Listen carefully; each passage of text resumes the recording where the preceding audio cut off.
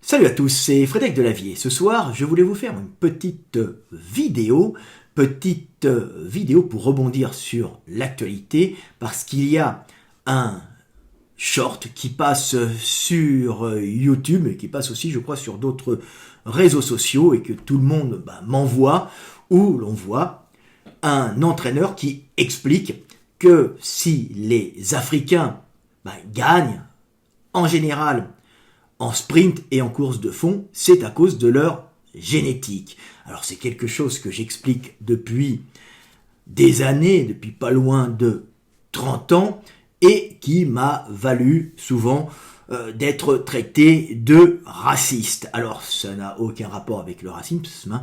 Le fait que les Africains courent vite, c'est uniquement des adaptations à leur milieu. Alors ils ne courent pas vite, et je vais vous l'expliquer, pas parce que c'est mieux de courir vite pour attraper une gazelle ou fuir un lion. Ils courent vite parce que courir vite, chez eux, c'est la conséquence de sélection génétique d'adaptation à la chaleur. Oui, en Afrique, il fait plus chaud, donc le corps va s'adapter et il va y avoir des sélections génétiques qui vont entraîner des modifications de la forme que n'ont pas, ou plutôt qu'ont perdu les Européens et les habitants d'Eurasie, du Nord, par exemple les Asiatiques, les Chinois, qui eux se sont adaptés à des climats plus froids et donc qui ont perdu ces adaptations à des climats chauds qui font que les individus courent mieux et font les champions de sprint et les champions de course d'endurance. Alors, la principale raison, c'est qu'il y a en Afrique une morphologie qui est beaucoup plus élancée, c'est-à-dire c'est la morphologie de base de l'Homo sapiens. Si on regarde les squelettes d'Homo habilis et des premiers Homo erectus africanus, on s'aperçoit qu'ils sont assez longilignes, assez graciles. Ce sont des individus longilignes. Pourquoi ? Parce qu'ils doivent s'adapter à un climat chaud. Donc ce sont de très bons marcheurs, de bons coureurs, quand ils sont en plaine, parce qu'ils sont dans un climat chaud assez découvert et qu'ils ont besoin d'avoir une bonne thermorégulation, une bonne évacuation de chaleur, donc un buste court et des longs bras, et un maximum de surface, donc de peau, par laquelle ils vont pouvoir transpirer et évacuer cette chaleur quand ils vont se déplacer. Donc le maximum de peau, donc, et le minimum de volume, pour un minimum de volume intérieur, pour évacuer par homéostasie cette production de chaleur qu'ils produisent quand ils marchent ou quand ils courent. Donc ils vont être plus longilignes, avec un buste plus court, avec de longues jambes. Alors ça, c'est déjà important, puisqu'ils vont faire de plus grandes enjambées. Donc, s'ils courent, ils sont plus légers en plus, donc ils sont plus légers proportionnellement. Donc s'ils courent par rapport aux Européens, ils vont être meilleurs, puisque les enjambées seront plus longues, et toute leur morphologie est adaptée à ce déplacement. Donc ces jambes longues font qu'ils ont une attaque au sol qui est un peu plus problématique, puisque ça leur fait de grandes jambes et un bassin. Donc quand ils arrivent au sol, ils doivent à ce moment-là avoir une propulsion importante. Donc la propulsion va se faire dans le fessier, et en général, ils ont un os iliaque à l'arrière, extrêmement développé et projeté vers l'arrière pour y mettre un gros fessier, parce que tout le bloc moteur va être monté près du centre de gravité, donc au niveau des fessiers et au niveau du haut de la cuisse, pour éviter de se balader avec des gros quadriceps qui pourraient avoir la même fonction, et éviter de faire de la production par contraction musculaire avec les solaires, les jumeaux, donc les muscles des mollets, ce qui ferait que ça alourdirait la jambe et ça produirait trop de chaleur, ça les ferait monter en chaleur. Donc tout le bloc moteur est près du centre de gravité avec de longues jambes, un fessier très globuleux et un os iliaque projeté vers l'arrière. ce qui donne cette impression fessue. D'ailleurs, ils sont fessus des Africains. Alors encore plus chez les Africaines qui vont avoir leur localisation graisseuse sur l'arrière des fesses pour pas l'avoir sur tout le corps, pour pas monter en chaleur et crever au chaud, puisque c'est la première cause de mortalité à la base. Donc c'est la première sélection, la première pression sélective, c'est la chaleur, c'est l'adaptation au climat. Ce que les Européens ont perdu, donc avec les montées de Sapiens au nord et de pré-Sapiens, puisqu'avant il y a eu des montées de pré-Sapiens qui ont donné Néandertal et d'autres espèces, Denisova, et puis des Erectus qui sont partis en Eurasie et qui se sont adaptés à des climats très froids. Donc il y a eu des adaptations pour, à ce moment-là, produire de la chaleur dans des climats froids et conserver la chaleur, donc des morphologies plus courtes, comme on peut voir chez les Inuits, et qui sont adaptés à des climats froids.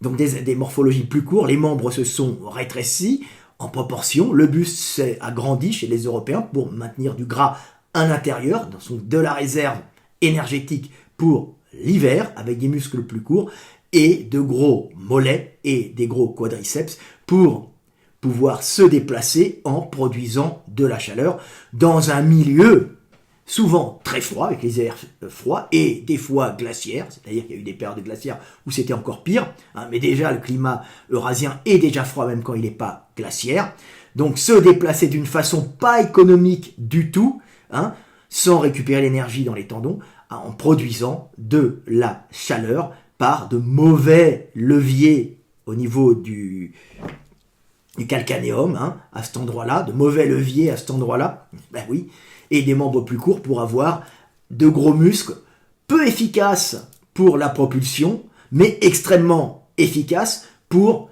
dissiper cette énergie en chaleur, et conserver cette chaleur dans des gros muscles pour éviter de geler et maintenir cette chaleur dans des climats très froids, réchauffer l'organisme, chaleur qui par la circulation va remonter en haut et va, pendant les déplacements, par exemple la chasse, dans des moments froids, vous avez un système de thermorégulation, de réchauffement par les membres inférieurs qui vont produire de la chaleur qui va remonter sur le haut du corps, vous évitant des refroidissements mortels, parfois mortels à ces époques-là. Donc c'est tout un système qui est très intéressant à comprendre. Alors raccourcissement, gros buste, gros ventre, en plus gros poumon chez les Européens, gros buste, grand poumon. Pourquoi ? Parce que l'oxygène est le comburant des sucres qui sont utilisés, d'abord de l'énergie qui est dans le foie, donc c'est comme le soufflet que vous mettez dans le feu pour faire partir les flammes, vous avez de gros poumons, ça permet justement d'être le comburant de toutes nos réserves énergétiques stockées dans le gras et aussi stockées dans le foie, stockées dans notre organisme. Donc voilà, donc gros poumons, grosse cage thoracique, jambes courtes, ventre volumineux et rempli de gras, et jambes courtes, très musculaires, avec le bloc moteur plutôt vers le bas et pas dans le fessier.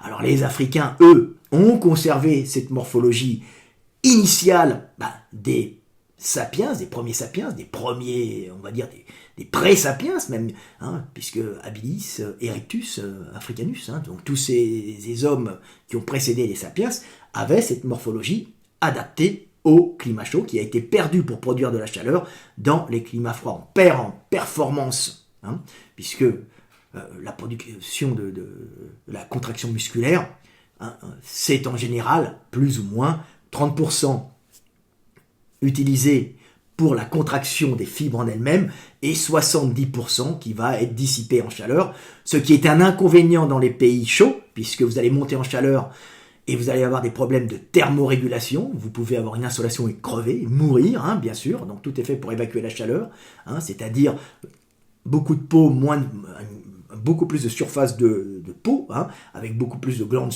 avec des glandes sudoripare plus efficaces pour évacuer cette chaleur produite par le corps, et peu de contraction musculaire, une efficience dans le développement pour produire un minimum de contraction musculaire tout en essayant d'avoir le meilleur résultat dans la locomotion. Donc tout va être remplacé par la récupération énergétique tendineuse extrêmement efficace, comme on voit chez les Africains, alors que les Européens, ça va être fait pour produire de la chaleur. C'est pas économique, mais ça vous réchauffe. Ça, c'est pas fait pour courir vite. C'est comme si vous mettiez le chauffage dans votre voiture électrique l'été, hein, ça bouffe vite la batterie, donc il faut des grosses batteries, il faut être plus volumineux. Hein. Donc c'est vraiment important chez les Européens, dans ces climats froids, quand il n'y avait pas de chauffage central, il fallait se déplacer dehors. Donc c'est la première cause de sélection génétique chez les Européens. Ils se sont transformés de morphologie d'Africains en morphologie d'Européens, pas super efficace pour la course, mais extrêmement efficace pour produire de la chaleur. Donc ça, c'est ce qu'on peut savoir. Et chez l'Africain, pour éviter de produire de la chaleur, tout le membre inférieur est extrêmement tendineux. C'est-à-dire que vous avez des mollets extrêmement courts, d'abord des jambes déjà plus longues, et des mollets extrêmement courts, c'est-à-dire des jumeaux très courts, la masse de musculaire contractible est très peu développée, vous regardez les coureurs kenyans, hein, et c'est tout un tendon solaire extrêmement long, hein, qui repart avec en général un levier à cet endroit-là extrêmement long aussi, pour avoir aussi une meilleure extension de la jambe, hein, très long, avec énormément de tendons et très peu de masse musculaire, et tout l'arrière de la cuisse aussi est extrêmement tendineux, ce qui permet à chaque foulée de récupérer de l'énergie dans l'extension des tendons et de la restituer dans la production. Donc c'est passif et ça produit peu de chaleur. Ça produit toujours un peu de chaleur, mais comme elle est à l'extérieur, comme quand vous étirez un élastique, hein, vous étirez l'élastique, il va chauffer, mais comme c'est à l'extérieur, il n'y a pas de problème pour évacuer cette chaleur. Hein. Et en plus, c'est passif, hein, ça produit moins de chaleur qu'un muscle qui se contracte. Donc tout le bas de la jambe est extrêmement tendineux, ce qui permet de ne pas produire de chaleur pendant les déplacements, mais aussi de rebondir magnifiquement, comme on les voit en compétition, et ils peuvent courir comme ça, en dépensant très peu d'énergie et surtout sans monter en chaleur et en surchauffe dans des climats chauds où ils sont habitués à évacuer cette chaleur par leur grande surface de peau, hein, et leur très bonne thermorégulation par transpiration et tous leurs membres inférieurs qui ne produisent pas de chaleur. Ce qui évidemment va leur poser des problèmes au nord quand il fait froid, puisqu'à ce moment-là, ils ne peuvent pas se réchauffer et ils pètent, hein, ils pètent comme du verre des fois. Donc il faut dire aux Africains qui sont en Europe, hein, échauffez-vous bien. Par exemple, les joueurs de foot, hein, on en a vu combien qui se pétaient les tendons. J'avais un pote qui était dans l'équipe de Moscou, noir. Alors je ne sais plus d'où il venait lui, et qui était basketteur.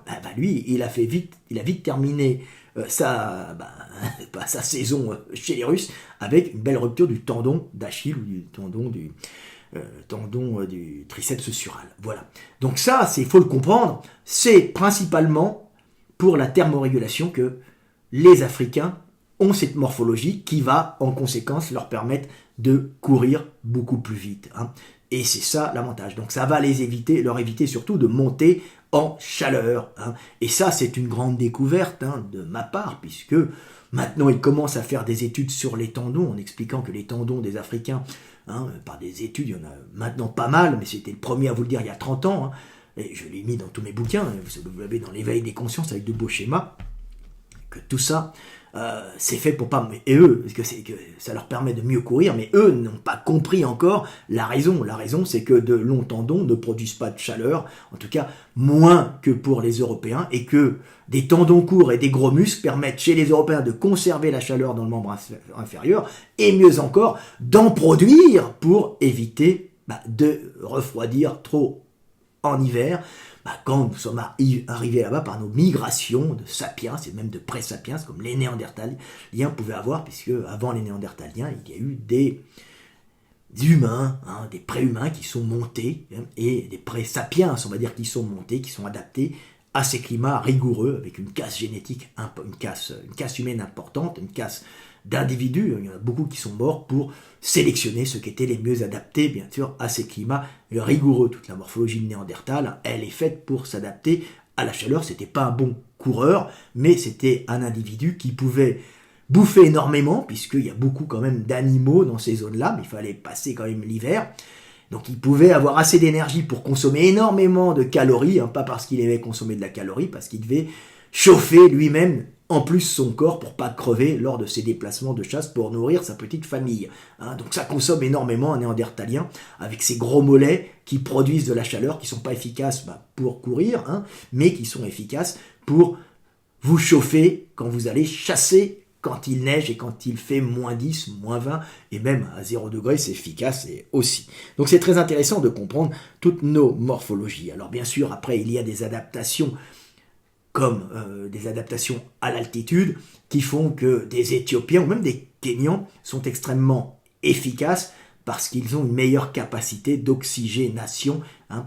Alors ce n'est pas uniquement au niveau de leur cage thoracique, c'est aussi au niveau de leur capacité, au niveau des globules rouges, hein, d'accumuler, de transporter plus facilement plus d'oxygène, hein, dans le sang, hein, sans passer bien sûr en thrombose, hein, puisque tout le monde n'a pas les mêmes mutations.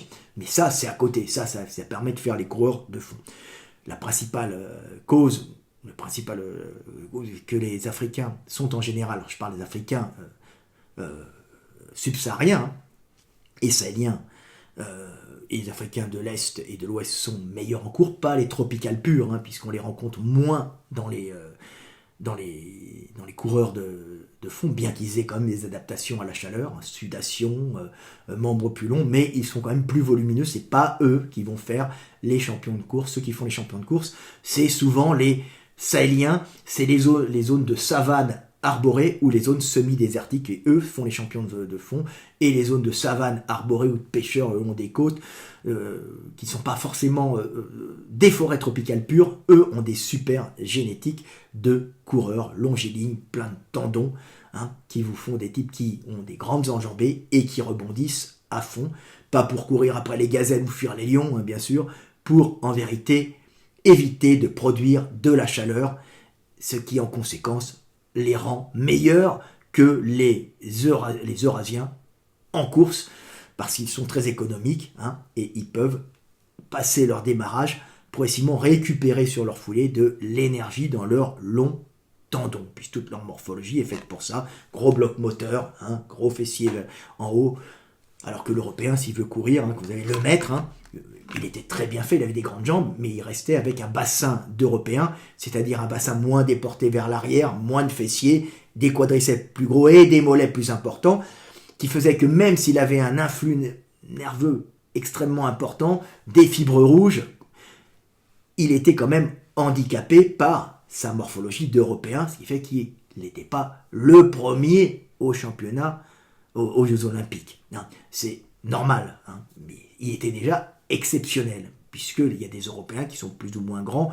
Les buveurs de lait, en général, sont très grands, hein, par exemple, les Allemands, les Serbes, toutes les zones des buveurs de lait, ça fait des gens très grands, mais on rencontre aussi des gens très grands en Afrique chez les buveurs de lait, comme chez les Dinka ou les Peuls, qui font des gars extrêmement grands, d'ailleurs qu'on peut même recruter des fois comme basketteurs, parce qu'ils ont même des ballons facilement. Donc je vais vous montrer maintenant des petits schémas pour que vous compreniez ça à la fin de mon petit cours sur les Africains qui courent vite. Alors j'avais dessiné Usain Bolt, alors je vous le montre, est-ce que j'arrive à vous le montrer? Voilà, je vous montre, est-ce qu'on l'a là? Je vous montre Usain Bolt, alors vous avez, alors est-ce que je vais le mettre peut-être dans l'autre sens, c'est peut-être mieux. Voilà, Usain Bolt. Alors je vous ai montré Usain Bolt pour vous montrer qu'il a un buste très court, hein, et qu'il a un fessier surdéveloppé, très haut. Hein. Les gens ne le voient pas, mais je me suis amusé à écorcher Usain Bolt.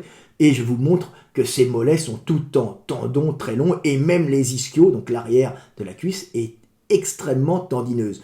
Tous les muscles que nous voyons de ce côté-là sont des muscles de récupération énergétique, hein, qui récupèrent l'énergie cinétique, hein, l'énergie dans les tendons, donc l'énergie de la course, la récupération, elle est dans les tendons, et à ce moment-là, ils peuvent rebondir. Hein, vous voyez, il est formidablement bien bâti, plus large d'épaule pour compenser les grandes oscillations des jambes, hein, les grands battements de jambes. En général, les Africains sont larges d'épaule, une petite taille parce qu'ils n'ont pas besoin de stocker du gras dans le bide, donc bassin plus étroit. Épaules relativement larges, parce qu'en général, quand tu as des épaules larges, c'est pour compenser mécaniquement les grands battements de jambes. Ça se fait, hein, sur l'évolution, bien sûr.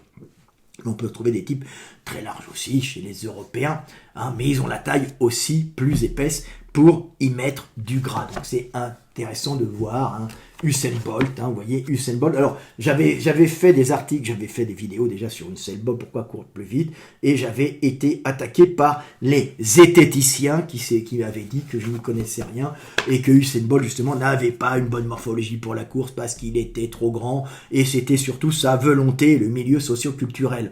Heureusement que nos amis les Allemands ont fait des études là-dessus qui ont expliqué justement qu'il y avait une très bonne restitution énergétique au niveau des tendons et que ces foulées étaient plus longues. Ils ont même calculé, ils ont expliqué comme il était lourd, le démarrage était plus lent et qu'à partir de 40 mètres, hein, il commençait à rattraper les autres alors qu'il était en arrière avant. Et donc, bah oui, c'est évident, c'est pour mettre en mouvement un gros truc, ça va plus lentement. Mais à partir du moment où tu commences à prendre de la vitesse, pour lui, c'est plus que de la récupération énergétique sur les tendons que les autres n'ont pas forcément. Alors, les autres, c'est des blacks aussi, mais lui, il fait des grandes enjambées aussi, donc il va les rattraper et il va arriver avant eux parce qu'il a des plus grandes enjambées. Les autres, c'est des Usain Bolt en plus petit, hein, mais les Allemands avaient fait des études en disant qu'il avait une magnifique restitution énergétique. Ils avaient étudié le tendon, hein, ils avaient étudié son attaque au sol en disant qu'il y avait une restitution parfaite dans les tendons et que ces grandes enjambées lui permettaient de récupérer ce qu'il perdait au début, hein, et qu'à partir de 40 mètres, il commençait à être en avant et sa vitesse accélérait. Donc il était avant les 40 mètres derrière, il rattrapait les mecs à 40 mètres, il n'y en avait plus à côté de lui à partir de 60, 80 et 100, c'était fini pour tout le monde. Donc voilà, donc les zététiciens ne se sont jamais excusés, cette bande d'abrutis arriérés des anti-sciences, hein, en disant que de la vie il n'y connaît rien. Bah oui, c'est mon métier, mec. Tu vois. Et voilà. Alors je vous montre aussi les systèmes, parce qu'on va se marier un peu pour que vous compreniez ce que je vais expliquer, parce qu'il y a la parole et il y a l'image. Donc voilà, ça c'est des beaux dessins que j'avais faits. C'est un néandertalien ici et un africain. Vous voyez que le néandertalien, le tibia plus court, l'africain plus long, il est plus grand, et qu'il est tout en tendon, avec ici un levier plus grand, meilleure restitution énergétique des tendons, et aussi de la voûte plantaire, pied plus plat, pied cambré, ce qui permet d'avoir ici un mauvais levier permettant en vérité de produire de la chaleur, puisqu'un mauvais levier va être compensé par un gros muscle de néandertalien ou même d'européens classiques, comme on peut en rencontrer sur les dessins de Bruegel, hein, qui est très mauvais pour courir, puis ça fait des laisses de cheville, hein, et en plus ça n'a pas une super... c'est pas super efficace pour la propulsion puisque le levier est mauvais malgré le gros volume moteur. Par contre, ça vous produit de la chaleur et ça vous permet de pas geler. Hein. Donc, vous voyez, c'est très intéressant. Et pied arqué, hein, comme vous pouvez le voir, pied arqué, par contre, hein, pour pouvoir, pied cambré, hein, pour pouvoir avoir un moins bon levier et produire plus de chaleur. Donc, c'est très intéressant de le comprendre. Ce sont des adaptations à la chaleur très importantes à comprendre si vous voulez vous intéresser au sport et pouvoir sélectionner des champions. Voilà, alors je dois avoir d'autres dessins pour vous montrer les adaptations. J'en ai fait d'autres, elles doivent être ici. Je dois les trouver quelque part. C'est pas évident, j'aurais dû mettre mes petits post-it avant, ça aurait été plus intelligent. Je dois les avoir, on va terminer là. Voilà, je vous montre, voilà, très bien, voilà. Vous avez la différence entre j'ai fait un asiatique ici, et ici, ici un asiatique du nord, et ici un sahélien, et vous voyez que pour une même taille, en général, alors là c'est caricatural, l'asiatique est beaucoup plus court, il a le cul plat, alors que l'africain a les fesses beaucoup plus hautes, des fessiers beaucoup plus globuleux, et ici il est tout en tendon, alors que lui a des gros mollets. Vous voyez, il ne va pas être très bon pour la course. Alors il a un grand buste pour y mettre du gras, avec de grands poumons pour pouvoir chauffer en même temps. Et vous voyez ici la façon dont il marche, hein, c'est pas du tout la même façon. Il y en a un qui va produire de la chaleur avec ses membres inférieurs, c'est un néandertalien, mais un Inuit c'est la même chose, un Asiatique du Nord c'est les mêmes, un Sibérien. Alors évidemment il y a des changements, des métissages, et un Africain il va marcher avec son fessier, et projeté par là les ischios, tout le reste, ça lui donne une marche un peu différente de celui des Européens. Alors il y a des variations à chaque fois, hein, l'Européen ou l'Eurasien, c'est pour produire de la chaleur, hein, c'est pas efficace pour courir. Alors bien sûr, il y a des Asiatiques qui courent très bien, hein. Ils sont champions souvent en sprint en sprint quand ils sont juniors, parce qu'ils ont un très bon système nerveux, une très grande rapidité d'exécution des mouvements. Le problème, c'est comme ils ont le bloc moteur vers le bas, comme ces Asiatiques, comme le dopage et la musculation fait partie du développement d'un sprinter, hein, malheureusement, oui, c'est vrai. Hein. Donc, ils vont s'alourdir au mauvais endroit, alors que quand un sprinter africain ou afro-descendant, bien sûr, c'est les mêmes, hein, va à ce moment-là faire de la muscu, prendre des stéroïdes, tout ce que tu veux, il va se développer au niveau du bloc moteur, près du centre de gravité et des fesses. Donc, c'est tout bénef pour lui, alors qu'un Asiatique, il va prendre un bloc moteur qui va lui donner de la puissance, mais qui va être vers le bas de la cuisse, majoritairement, et les mollets, ce qui n'est pas évident, ce qui n'est pas efficace, puisque ça va l'alourdir. Donc les gains vont pas être suffisants, on les voit qui performent en junior et qui vont pas monter en senior, puisque le gain musculaire sera au mauvais endroit, alors que l'Africain, son gain musculaire, il est dans un bloc moteur près du centre de gravité, laissant tous ses membres inférieurs longilignes, plein de tendons pour rebondir, hein, comme sur des ressorts. Donc c'est très intéressant à comprendre. Voilà, et puis je vous montre un peu encore des schémas pour que vous compreniez un peu les différences. Hein. Quand on voit un Asiatique, par exemple, et un Africain, je les ai mis à la même taille, on peut voir que le fessier de l'Africain est beaucoup plus développé, avec un os iliaque qui part vers l'arrière, et c'est lui qui va propulser la jambe en arrière, hein, et ce qui va ramener la jambe, c'est le psoas iliaque à l'intérieur, qui va être aussi très gros, hein, alors que chez l'Asiatique, ou même l'Européen classique, le psoas iliaque va être plus petit, puisque c'est le muscle antagoniste des fessiers, et le fessier va être plus petit proportionnellement. Les Européens ont le cul un peu plus plat, puisqu'ils se déplacent avec le bas de la jambe. Et par contre, quand vous passez en jambe, vous apercevez que l'Européen a souvent, et l'Asiatique, des quadriceps plus développés et des mollets plus développés, un membre plus court inférieur pour produire de la chaleur, alors que l'Africain a son gros fessier ici, et ici, il va avoir des jumeaux qui lui permettent, hein, des solaires, hein, les jumeaux plus courts, et un tendon du triceps sural, donc du solaire et du jumeau, beaucoup plus long, permettant une meilleure restitution énergétique. Donc tout ça, c'est intéressant à comprendre. Vous l'avez ici, voilà, hein, voilà, c'est mollet d'Africain, mollet d'Européen. Vous voyez, c'est complètement différent. L'un est fait pour produire de la chaleur, l'autre est fait pour ne pas en produire. Et ça fait des gens complètement différents dans leur façon de courir. Alors, évidemment, on va retrouver par exemple sur les marathoniens des Africains, hein, parce qu'ils sont plus longs, hein, ils rebondissent mieux sur leurs tendons, des jambes proportionnelles plus grands et des bustes plus courts, adaptés à la chaleur, mais comme ce sont des Africains souvent de l'Est, dans des climats moins riches, ils sont moins gros et moins balèzes, parce qu'il faut être économique dans des zones où il y a eu beaucoup de pénurie énergétique, puisque c'est des zones semi-désertiques, moins riches que les zones de l'ouest de l'Afrique, hein, de savane de l'ouest de l'Afrique, où il y a beaucoup à manger, qui n'ont pas de sélection sur les petits, hein, c'est-à-dire que les grands ne vont pas mourir pendant les famines, ce qui fait qu'on a des grands gabarits longilignes qui, eux, vont remporter, alors c'est pas eux qui les remportent, c'est leurs descendants esclaves qui sont partis en Amérique, qu'on a emmenés de force en Amérique, hein, et qui sont devenus les champions de sprint, qu'ils soient jamaïcains ou africains, puisqu'ils ont accès en plus au stade, à l'entraînement, à tout ce que tu veux là-bas, plus la génétique des Africains de l'Ouest, qui étaient des mecs bien nourris et très grands, avec des génétiques adaptées à la chaleur, donc pour évacuer le mieux et pas produire de chaleur. Évacuer le mieux la chaleur et ne pas en produire par leurs grands tendons, leurs longs tendons et leur structure toute tendineuse. Donc c'est vachement intéressant de comprendre tout ça, toute cette histoire humaine qui fait des champions.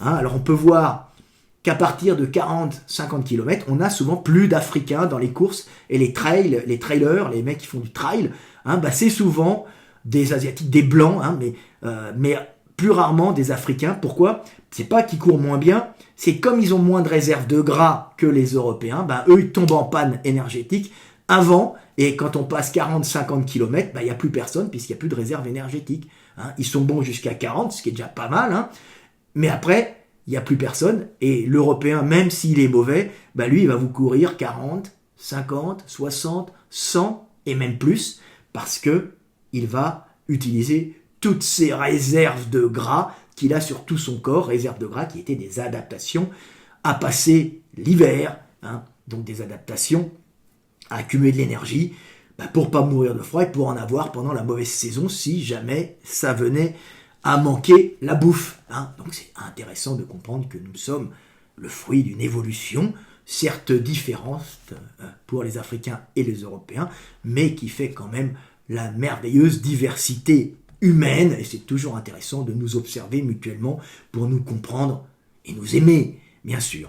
Donc un dernier petit schéma pour vous, ah oui, tiens, un petit schéma pour vous montrer la projection arrière des bassins, voilà, une projection arrière des bassins, hein, comme les Africains ont de grandes jambes en général, et les Européens de jambes plus courtes, bah, vous avez le bassin chez l'Européen est en général moins déporté vers l'arrière, tandis que chez l'Africain, il est plus déporté vers l'arrière, là ce sont des Africaines, hein, plus déporté vers l'arrière, et l'os iliaque va plus vers l'arrière pour attacher un gros fessier. Voilà, l'os iliaque, c'est l'os que vous avez derrière, ben, l'Africain, ça part en arrière, donc c'est pas qu'il est vraiment plus cambré, c'est qu'il a l'os et le sacrum et l'os iliaque qui partent vers l'arrière pour attacher un gros fessier, pour avoir ce bloc moteur va vers le haut, qui va être plus économique et moins faire monter en chaleur qu'un bloc moteur vers le bas, hein, dans les quadriceps et les mollets, comme pour les Européens. Dernier petit schéma, si je trouve le schéma de la course pour que vous compreniez.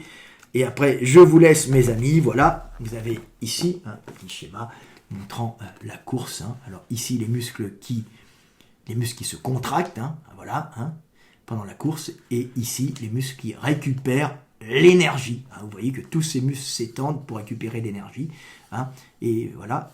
Et ici, vous avez les solaires qui récupèrent toute l'énergie, les solaires, le triceps sural, le tendon du triceps sural, hein, qui est extrêmement long. Les mollets sont très, très tendineux chez les Africains pour récupérer cette énergie. Et vous avez aussi les ischios lors de la phase de réception qui sont extrêmement importants pour récupérer l'énergie et qui sont très tendineux chez les Africains, comme on peut le voir ici. Voilà, hop, hein.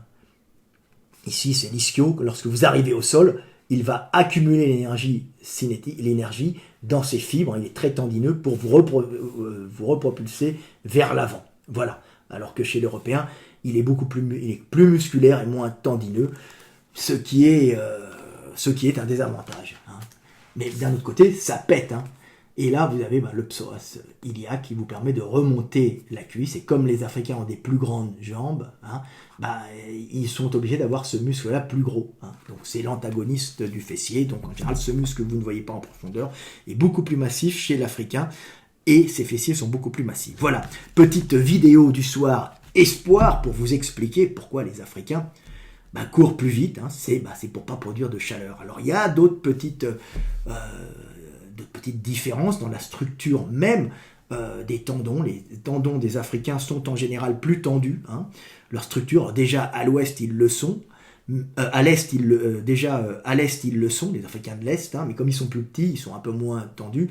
Mais les Africains de l'Ouest, il y a certaines mutations qui font que les tendons des Africains de l'Ouest sont plus tendus encore que les Européens. Alors, c'est une mutation qui arrive aussi avec qui joue avec des modifications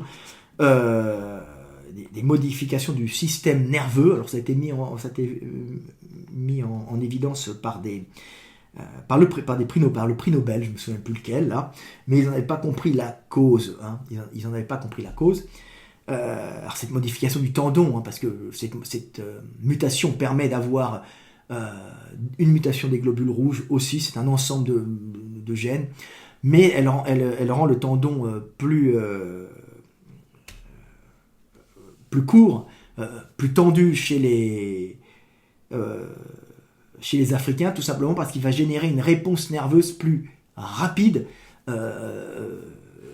à l'extension, c'est-à-dire quand il y aura une extension, le système nerveux qui annonce l'extension système nerveux au cerveau, donc le système, c'est chimique, hein, va être activé beaucoup plus rapidement, ce qui va faire qu'il va y avoir une réponse plus rapide à la réception, donc moins d'étirement du tendon, et pendant la croissance, le tendon va moins s'étirer, hein, il va être plus rigide, puisqu'il va avoir moins de phases d'extension, et il va se rigidifier, mutation qui n'est pas passée chez nos amis de l'Ouest, nos Africains de l'Ouest, parce que de toute façon, comme ils sont trop légers, si une mutation était passée, en général, elle aurait été contre-productive en rendant le tendon trop tendu par rapport à leur poids. Donc c'est passé à l'ouest parce que c'est efficace à l'ouest, et en plus c'est associé à des mutations qui entraînent une meilleure réponse de l'organisme au paludisme,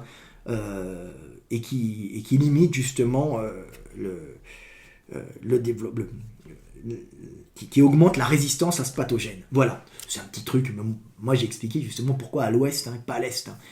C'est une conséquence, c'est pas la conséquence, en vérité c'est une mutation qui est faite pour la thermorégulation, dont la conséquence est une meilleure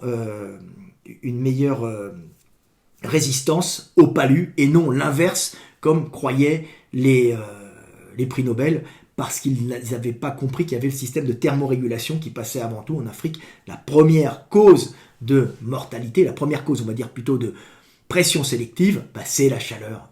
C'est tout simplement la chaleur, et éviter de monter en surchauffe, parce que ça va être fatal. Alors qu'au nord, la première cause de pression sélective dans notre conformation, là-bas, c'est la résistance au froid. Voilà, c'était Fred Delavier. Je vous aime mes frères, et paix sur terre.